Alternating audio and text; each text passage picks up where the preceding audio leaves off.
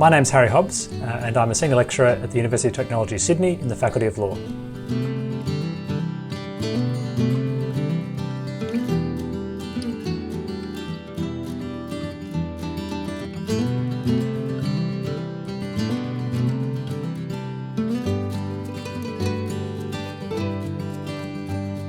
For generations, Aboriginal and Torres Strait Islander peoples have said that they would like the governance of Australia to be restructured or the constitution to be restructured.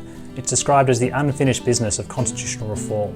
And so my work looks at how can our constitution be changed to better accommodate and to better reflect the interests and values of Aboriginal and Torres Strait Islander peoples.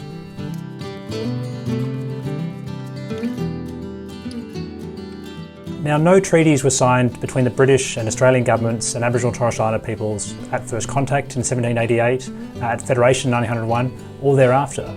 This is unlike the experience of many other countries that we compare ourselves to, such as the United States, Canada and New Zealand. But starting negotiations now is really hard.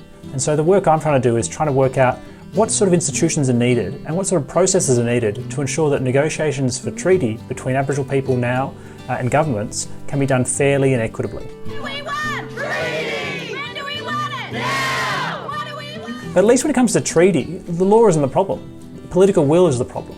The reason why there hasn't been a treaty between governments and Aboriginal peoples yet in Australia is because people haven't wanted one. And when I say people, I mean governments and non-Indigenous Australians. Aboriginal and Torres Strait Islander peoples have been crying out for treaty relationships for many, many generations. But governments and non-Indigenous Australians haven't been listening.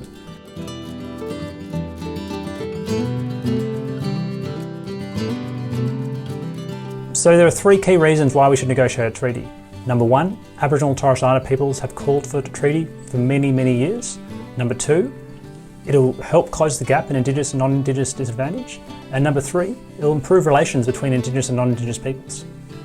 I'd like the general public to know that a treaty is for all of us. A treaty is not just for Indigenous peoples, a treaty is for non-Indigenous Australians as well. The best metaphor I've come across in my research is that a treaty is a marriage, not a divorce. It's about building better relations between Indigenous and non-Indigenous peoples.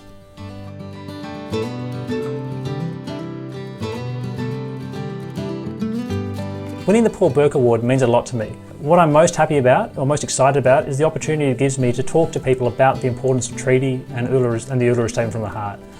So for me, it's just that opportunity that I can reach more people and explain to them or help them understand why I think it's so important that we should vote yes in a referendum for the Uluru Statement for a First Nations voice, and also implement a Makarrata Commission to negotiate treaties and truth-telling around this country.